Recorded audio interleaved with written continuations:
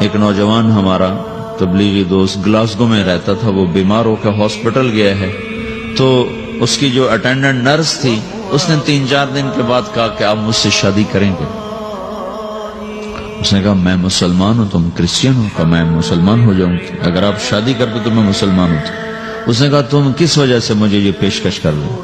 وہ کہنے کہ میں 3 دن سے تمہیں دیکھ رہی ہوں تو کہ تم نے ایک دفعہ بھی نظر اٹھا کے مجھے نہیں دیکھا، میں نرس ہوں، میری زندگی یہاں گزری ہے، میں نے کوئی نوجوان ایسا نہیں دیکھا جو لڑکی کو دیکھ کے نظر جھکا لیتا ہو، میں پہلی دفعہ اپنی زندگی میں کسی کو دیکھ رہی ہوں کہ جب اس کے سامنے میں آتی ہوں تو اس کی نظر جھک جاتی ہے، تو مجھے یقین ہو گیا تیرے اندر سچائی ہے۔ وہ مسلمان ہو گئے، اس نے آگے کتنی بچیوں کو مسلمان کیا۔ پھر اشفاق احمد صاحب مرحوم تھے، یہ ڈرامہ رائٹر، ان سے اچھی سلام دعا تھی میری، تو ایک دن مجھ سے کہنے لگے کہ میں تبلیغ کے کام سے متاثر ہوا ہوں انگلینڈ جا کر، پاکستان میں نہیں انگلینڈ جا کر، تو میں ایڈنبرا میں پارک میں بیٹھا تھا، میری بیوی میرے ساتھ بیٹھی تھی، تو ایک جماعت آئی، انہوں نے آ کر اذان دی مغرب کی اور نماز پڑھی۔ نماز کے بعد 13-14 لڑکیاں بھاگ کے آگے آئیں ان سے بات کرنے کے لیے، تو میں نے بیوی سے کہا آؤ سنو یہ کیا کہنے کہتے ہیں، تو کہا ہم دونوں بھی پہنچے، تو جس نے جماعت کرائی تھی نا اس کو ایک لڑکی آگے بڑھ کے کہتی آپ کو انگلش آتی؟ کہی آتی ہے۔ کہی آپ نے کیا کیا ہے؟ کہی ہم نے اپنی عبادت کی ہے۔ تو لڑکی کہنے لگی آج تو اتوار نہیں ہے، تو اس نوجوان نے کہا کہ جی ہم دن میں 5 دفعہ کرتے ہیں، صرف اتوار کو نہیں، روزانہ 5 دفعہ۔ وہ لڑکی کہنے لگی یہ تو بہت زیادہ ہے، آپ اس کو کیسے نبھاتے ہیں؟ تو اس نے اس کو جواب دیا، 2-3 سوال اس نے اور کیے، جواب دیا، تو کہنے لگی اچھا بہت مہربانی، اس نے سے ہاتھ بڑھایا آگے ملانے کے لیے نا، تو وہ نوجوان کہنے لگا میں آپ سے معافی چاہتا ہوں، میں آپ کو ہاتھ نہیں ملا سکتا۔ تو اس لڑکی نے کہا کیوں؟ کہ یہ ہاتھ میری بیوی کی امانت ہے اور کسی کو نہیں لگ سکتا۔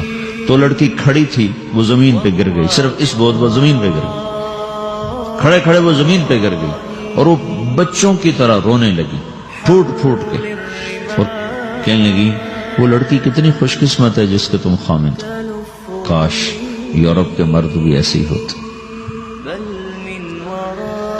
جس رب نے نفسیات بنائی ہے وہ اگر کوئی عورت کپڑے اتار دے تو اس کی نفسیات بدل جاتی، چاہے وہ مغرب میں پیدا ہو چاہے وہ مشرق میں پیدا ہو، عورت کی نفسیاتی حیا ہے اور وفا ہے، کسی وفادار کی تلاش ہے، تو وہ اس کو پتہ بھی نہیں ہے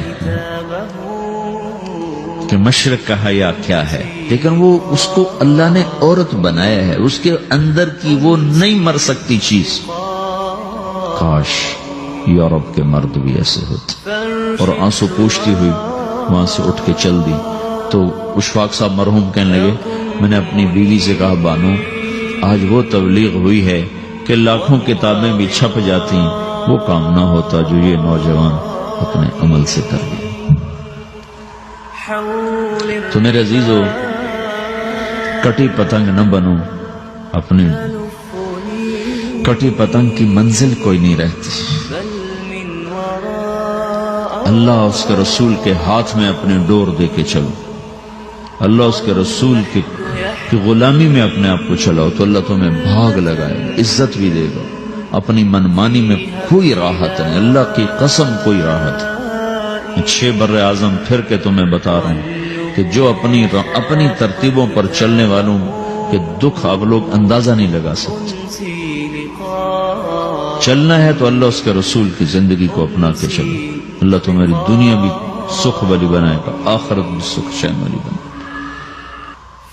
لیکن یہ سیکھنا پڑے گا، تبلیغ اس کو سیکھنے کی محنت ہے اور اس کو آگے پہنچانے کی محنت ہے۔ تو یہ عمر ہے، اس وقت ساری دنیا اسلام کے لیے تیار ہے، چونکہ نظریاتی طور پر دنیا شکست کھا چکی، کسی کے پاس کچھ نہیں،